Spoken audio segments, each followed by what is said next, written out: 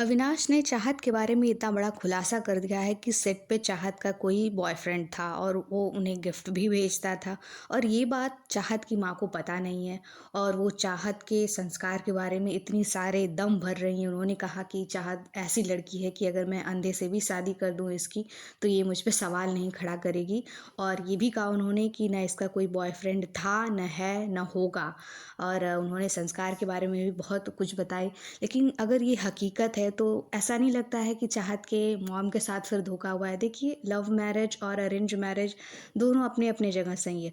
बस मैटर ये करता है कि आपकी फैमिली किसे सपोर्ट करती है। अगर आपकी फैमिली सपोर्ट कर रही है तो ठीक है, नहीं कर रही है तो फिर नहीं कर रही है। या तो चाहत को छुपाना नहीं चाहिए था अगर है तो।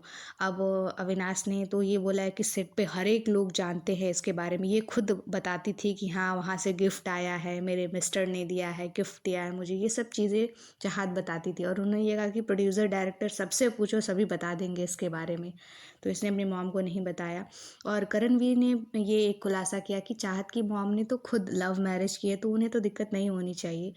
तो या फिर ये हो सकता है कि चाहत की माँ जो है वो सिंगल पेरेंट है और उनकी वो सोसाइटी है वैसी, जो परिवेश है उनका, वहाँ पे ग्रामीण क्षेत्र में लव मैरिज को थोड़ा सा डिनाई किया जाता है, तो थोड़ा उन्हें ये लग रहा हो। लेकिन उन्होंने जब किया है तो उनको ये समझना चाहिए। बस ये फ़र्क होना चाहिए कि हाँ, वो जो कर रही हैं सादगी के साथ अच्छे से करें। और ये जो आजकल का कल्चर है 3-4 बॉयफ्रेंड बनाना, वैसी हरकतें ना करें। अगर किसी एक को पसंद करा, अगर वो अच्छा इंसान है तो चाहत की मॉम को आई थिंक कर लेना चाहिए। लेकिन उन्होंने जो ये स्टेटमेंट दे दी है कि चाहत ना ही किसी को पसंद करती हैं, ना करेंगी और ना करती थी, ये वाला स्टेटमेंट थोड़ा-सा उनके ऊपर एक हार्श हो जाएगा अगर वो जब बाहर जाएँगी। अभी तो फैमिली वीक चल रहा है, जब वो बाहर जाएँगी, जब वो ये चीज़ें सुनेंगी, तो कितना बवाल हो जाएगा। अभी तो उन्होंने वो जो अभी तक के जो वीक्स हमने देखे हैं उसमें चाहत के बॉयफ्रेंड के बारे में अविनाश मिश्रा ने ये है कि कभी ज़िक्र नहीं किया था। और जब उन्होंने उनकी माँ ने कहा कि क्यों मैं ये दोस्ती क्यों नहीं तुमसे रखना चाहती थी, तो तुमने बताया था कि ये लड़कीबाज़ है। तो उस समय चाहत मना कर थी और मुझे लग रहा है चाहत को ये डर लग रहा था कि हाँ, और होगा, मुझे ऐसा लगता है क्योंकि चाहत का नेचर नहीं है, कोई भी चाहत को बहला सकता है, बहुत ईज़िली उन्हें मेल्ट कर सकता है, चाहत का ऐसा नेचर है।